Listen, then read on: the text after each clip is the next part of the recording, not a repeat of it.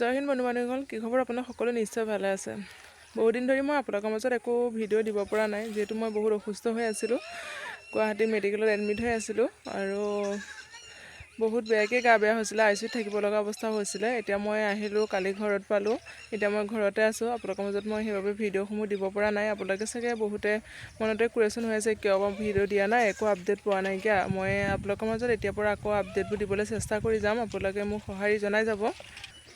এইটো আমাৰ ঘৰৰ ৰাস্তা হয়, এইটো ৰাস্তা আৰু এইফালে আমাৰ ঘৰৰ মুখত এখন পথাৰ আছে দেই। সেইখন পথাৰ এইফালে ম'হ এৰাল দি থৈছে আৰু এইফালে এইটো আমাৰ ঘৰটো অলপ দেখাই দিছোঁ, বাহনিৰ মাজতে আছে আৰু এইটো অলপ টিংপাতখিনি জিলিকি আছে। এইটো আমাৰ ঘৰ, এইটো ঘৰৰ মুখৰ আগতে, আমাৰ বেছি দূৰত যাব নালাগে, ৰাস্তাটো মুখৰ আগতে আছে আৰু মুখৰ আগত এখন ধুনীয়া সেউজীয়া পথাৰ।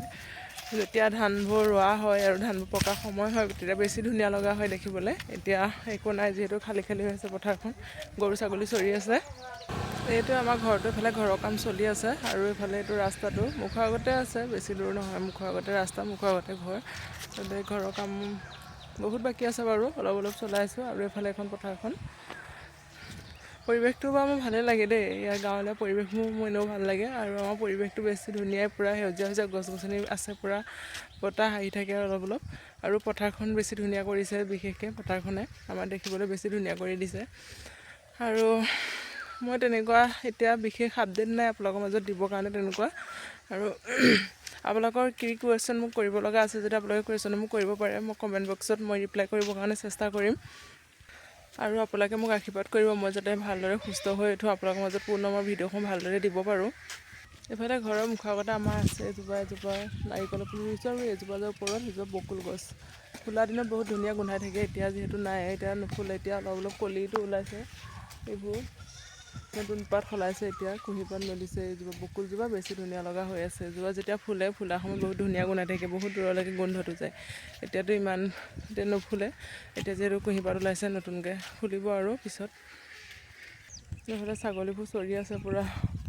মই অলপ এনেই পৰিৱেশটোকে আপোনালোকক দেখাই দিছোঁ বাৰু। তেনেকুৱা মোৰ কোনো আপডেট নাই বাবে, আৰু যিহেতু ইমান বিশেষকৈ স্বাস্থ্যও ভাল নহয়, ইমান কথা ক'বও মন গৈ থকা নাই, হ'লেও ভাবিলোঁ আপোনালোকৰ মাজত মই কৈ দিওঁ কথাখিনি, যিহেতু ভিডিঅ'খিনি দিব পৰা নাই তেনেকুৱা কোনো আপডেট। গাঁৱলীয়া পৰিৱেশ বাৰু কাৰ ভাল লাগে আপোনালোকে জনাবচোন। মোৰ কিন্তু গাঁৱলীয়া পৰিৱেশটো বহুতেই ভাল লাগে।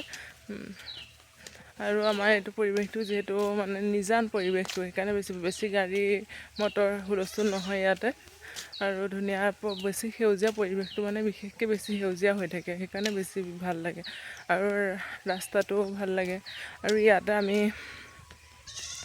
আড্ডা দিবৰ কাৰণে সন্ধিয়া সময়ত, যেতিয়া আবেলি সময়ত, যিহেতু আমি আগতে যেতিয়া মই ঘৰত আছিলোঁ, তেতিয়া ওলাই আহোঁ সন্ধিয়া সময়ত আমি কেইবাজনীও লগ হৈ, তেতিয়া আমি ইয়াতে বহি, আমাৰ ইয়াতে আছে পুল বনাই থোৱা আছে, আমি তাতে বহি অলপ সন্ধিয়া সময়, সেইকণ সময়ত ভাল লাগে, ওলাই মেলি অলপ কথা পাতিম চবেই আহি পেলাই। ইয়াতে আছে তিনিটামান, এইফালে দেখাই দিছোঁ আপোনালোকক, এইকেইটা অলপ দূৰত আছে, মই দেখাই দিম বাৰু ওচৰৰ পৰা। সেই তাতে বহি আমি সকলোৱে আড্ডা দিওঁ। আৰু গৰম দিনত সদায় আবেলি সময়ত এই ৰাস্তাটো খোজকাঢ়িবৰ কাৰণে বহুত মানুহ আহে, কাৰণ পৰিৱেশটো পূৰা ধুনীয়া যে, বতাহ আহি থাকে, ঠাণ্ডা অনুভৱটো পায় যে, সেইকাৰণে এইটো ৰাস্তাত খোজকাঢ়িবৰ কাৰণে বহুত মানুহ আহে। আৰু সন্ধিয়া সময়ত অলপ আবেলি টাইমত আহে। আৰু এফালে যোৱা কৃষ্ণচূড়া পুলি ৰোৱা হৈছে, আৰু এটা ৰুব লাগিব ইয়াতে কৃষ্ণচূড়া পুলি। বহুত গছপুলি ৰোৱা হৈছিলে, কিন্তু মৰি গৈছে, আগতে ৰুইছিলে বহুত গছপুলি। আৰু এইফালে এইকেইটাতে বহি আমি আড্ডা দিওঁ, ৰাতিপুৱা গধূলি ইয়াতে বহি আড্ডা দি থাকোঁ আমি, যেতিয়া আমি সময় পাওঁ, মানে আগতে যেতিয়া ঘৰত আছিলোঁ, আৰু এতিয়াতো সময় নাই।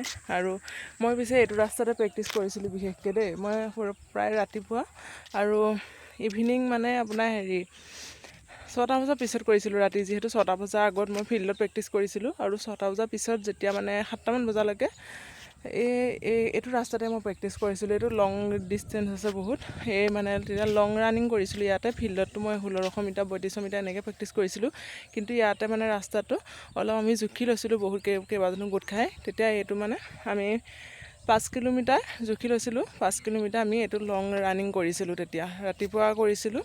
আৰু আপোনাৰ আবেলি ফিল্ডৰ পৰা আহি যিটো সময় পাইছিলোঁ মানে ৰাতি কিতাপ পঢ়া আগৰ সময়ত 7টাৰ পৰা 6টাৰ ভিতৰত আমি এইটো ৰাস্তাত প্ৰেক্টিছ কৰিছিলোঁ। এইটো ৰাস্তাটো ব্লক দিয়া ৰাস্তা হয়, জোতা পিন্ধি লৈছিলোঁ।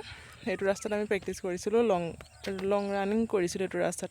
ফিল্ডত যিহেতু ইমান লং ৰানিং কৰা নহয়, তাতে আমি ঘূৰি ঘূৰিয়ে কৰোঁ, জুখি লৈ পেলাই 3200 মিটাৰ বা 1600 মিটাৰ।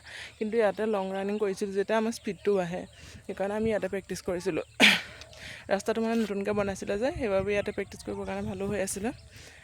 আৰু আজৰি সময়খিনি যেতিয়া পাইছিলোঁ লগৰবিলাকৰ লগত এইকেইটাতে বহি আমি অলপ কথা পাতিছিলোঁ।